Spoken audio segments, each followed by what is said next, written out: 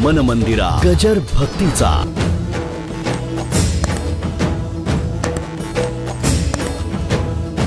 तुम्ही घरात नवऱ्याशी बोलता निराळं बोलता, सासऱ्याशी बोलता निराळं बोलता, बरोबर आहे ना? भाषा पालटते ना. आधुनिक बाई असेल तर जरा गप्प बसणार आहे, मुलाला नाही.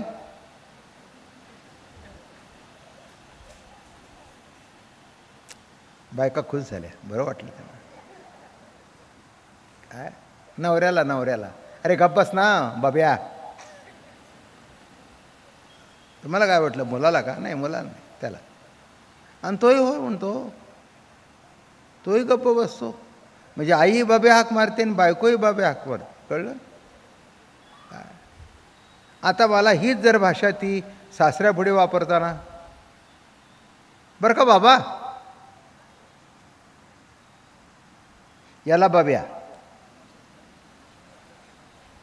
आणि त्याला बरं का बाबा, मी असं म्हणत होते की नाही, आणि मी सांगते ते ऐक ना, काय एवढं झालं तुझं,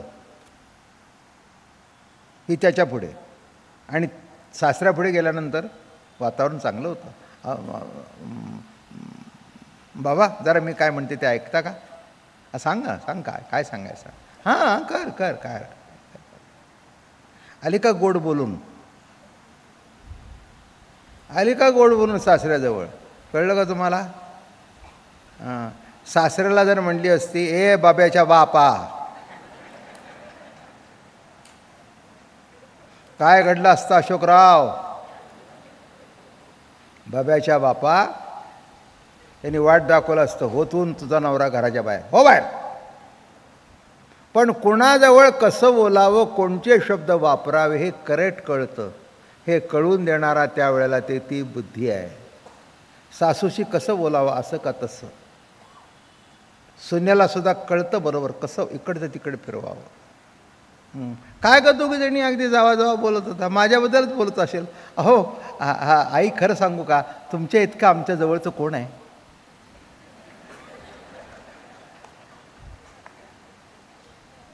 काय ग दोघी मेल्यानो नाटक्यात? नाही म्हणे, आमचा विषय कॉमन आहे, तुम्हीच.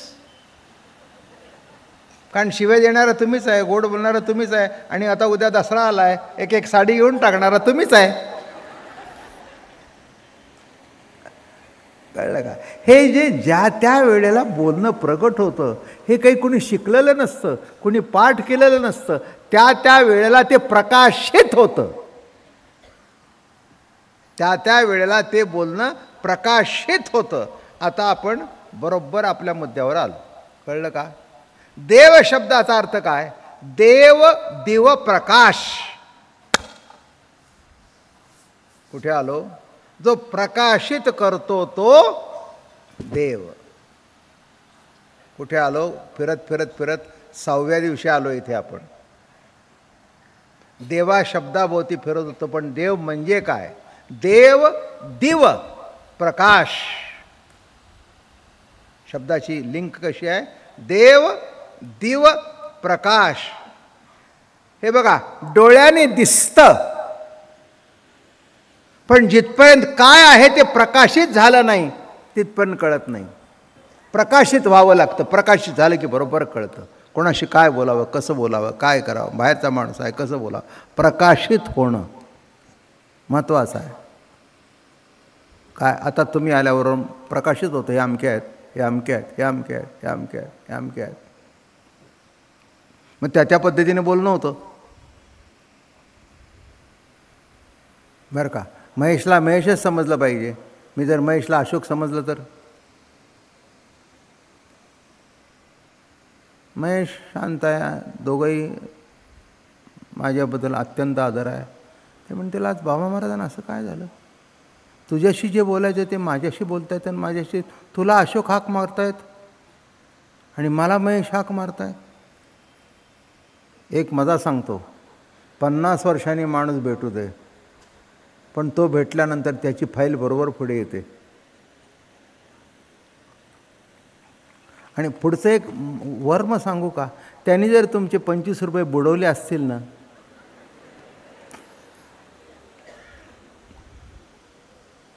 तर 50 वर्षांनी भेटला 25 रुपये दिले नाही. मी म्हटलं हे कुठच्या फाईलमध्ये जतन करून ठेवलं होतं आणि कुणी जतन करून ठेवलं होतं? 25 रुपये दिले नाहीत, या फाईलमध्ये जतन करून ठेवलं होतं. आणि आयत्या वेळेला तो भेटल्यानंतर ज्यांनी प्रगट केलं, साध्या दृष्टांतानं सांगतो, त्याला देव म्हणावं. साधं सरळ बरोबर प्रकाश. 25 वर्षात तो जाणीवेच्या पलीकडे गेला होता. बसलो आहे, काय लिखाण बिखाण करून आणलेलं नाही काय, आणि न अडखळता फाड फाड फाड बोलणं चालू आहे. बरं, विचार करायला तरी अवधी आहे का मला? नाही, गंमत बघा, हे मी अनुभवलं माझ्या मनामध्ये. विचार करायला अवधी आहे? थांबा जरा, एवढा मोठा विषय सांगतोय, पुढे काय सांगतो ते जरा विचार करून सांगतो. तर म्हणाला, सध्या पूर्वीसारखं काही राहिलं नाही हो. 5-5 मिनटं बाबा महाराज म्हणजे गप्पच बसला. ते पूर्वीचं संपलं, आता दुसरं कोणीतरी बघा काय. हां, ते काय, अहो हे बघा, मी तुम्हाला गंमत सांगतो. 83 वर्षाचं आयुष्य चालू आहे आता. रोज प्रवचनं करतो आहे, फाड फाड फाड फाड उघडले की सुरुवात. पण विचार करायला अवधी नसताना सुद्धा अविचारातला एकही शब्द बाहेर पडत नाही. याच्यामागे कोण आहे?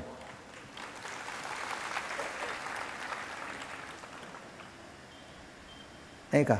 विचार न करता अविचाराचा एकही शब्द बाहेर पडत नाही. हे कशातून बाहेर पडलं? मी अविचारी आहे म्हणून बाहेर पडलं. तुम्ही म्हणाल काय बोलताय, शुद्धीवर आहे का? अविचारी शब्दाचा अर्थ मी विचार करतच नाही, तो विचार करून काय बोलायचं ते ठरवतून माझ्या मुखातून बाहेर पडतो. नामे मी अविचारी. ही स्पेशल व्याख्या आहेत, डिक्शनरीत बघायला जाऊ नका. ह्या अनुभवातून तयार झालेल्या व्याख्या आहेत. अहो, कळतच नाही पुढचा शब्द काय येईल. तुमच्याबरोबरच मी ऐकत असतो, पण एकही शब्द बोलू जाता बरळ करीतीशे नीट. अरे वेडं वाकडं झालं तर तू नीट करतोस. काय देवा तुझी शक्ती आहे. एकही वाकडा शब्द नाही. असं नाही की त्याच्यावर कुणी आक्षेप घेतलाय शब्दावर. हे शब्द योग्य वेळेला योग्य शब्द टाकणारा कोण आहे रे बरं? जरा जा मागे, जरा जा. परा पश्यंती मध्यमा वैखरी. वैखरीच्या मागे जा, मध्यमा. बरोबर आहे ना? पश्यंती आणि शेवटी परा. नाभीजवळ परा आहे, पश्यंती, मध्यमा आणि वैखरी. इथे नाद आहे नाभीजवळ. मग तिथून जे प्रकट होतं आहे, प्रकट करणारा कोण? विचार करायला वेळ आहे? एरवी काय म्हणतो आपण, विचार करायला वेळ द्या. इथे विचार करायला वेळ आहे का? पण असं वाटतंय का मी काही पाठ केले? कधीच नाही. माझ्या आयुष्यात कोणतंही कीर्तन पाठ केलेलं नाही. कारण मला माहिती आहे पाठ केलेली कीर्तन फेल्युअर ठरतात. त्याचा अर्थ सांगतो. सगळ्या ठिकाणी श्रोते सगळेच ऐकणारे असतात. आता मला सांगा, काय मी टीका म्हणून करत नाही, तुकोबारायच्या अभंगाचं व्याकरण जर कीर्तनात सांगत बसले तर किती जणांना कळेल? व्याकरण सांगतात तुकोबारायचं अभंगाचं. अरे तुकोबारायच्या अभंगाचं व्याकरण कळण्यापेक्षा त्यातला भाव कळू दे ना. हां, हे कसं निर्माण, अरे ते बघ ना त्याचा. तसं विचार करायला वेळ नाही आहे, पण अविचार बाहेर पडत नाही. याच्या मागे कोणीतरी आहे, आणि जो कोणीतरी आहे तो एकच परमात्मा आहे, तोच देव आहे. ज्ञानेश्वर महाराजांच्या अंतःकरणामध्ये जी खूण उदित झाली, हां, अनुभवामृत तेने प्रसंगे करून अविद्येचे अखंडन आत्मा संबंधही निरूप. म्हणून आता या ठिकाणी काय सांगतात? बाप. आता आलो आपण ओवीवर. उपयोगी वस्तू शब्दू. शब्दाला प्रमाण मानणारा म्हणजे कसा आहे, आता इथे जे शब्द मानतात ते त्याची पूर्वपक्ष आहे. बाप उपयोगी वस्तू शब्दू. खरंच आहे नाही का?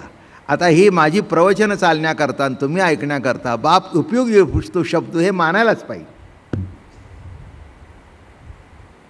एक लक्षात घ्या, शब्दातीत होण्याकरता शब्द वापरायलाच पाहिजे. म्हणून बाप उपयोगी वस्तू शब्द. काय हां, देवापर्यंत रस्त्याच्या चप्पल घालून जाऊ नयेत, पण रस्त्याने चालताना खिळा लागू नये, काच लागू नये, कुठे सेफ्टी होऊ नये म्हणून पायात चप्पल असणं. म्हणजे चपलेला सुद्धा कुठपर्यंत घालून जावं याची मर्यादा आहे. मन मंदिरा गजर भक्तीचा.